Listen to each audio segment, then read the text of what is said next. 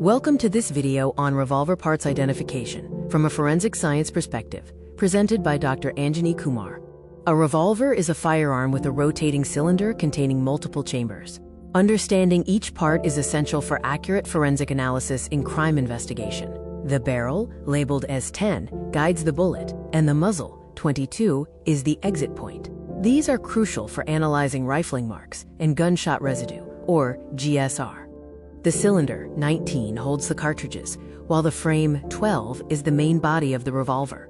Forensically, they can reveal chamber marks and aid in weapon identification. Key trigger mechanisms include the trigger, 6, which initiates firing, the trigger guard, 4 for protection, and the hammer, 9, which strikes the firing pin. These parts help determine the firing action.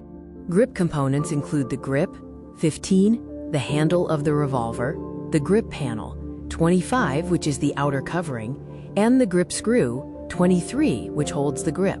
These are sources for fingerprints and DNA evidence.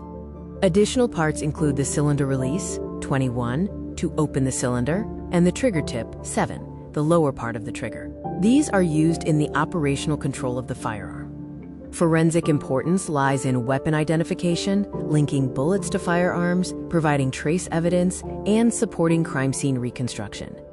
In conclusion, a detailed understanding of all revolver parts is crucial for forensic experts in solving firearm-related crimes.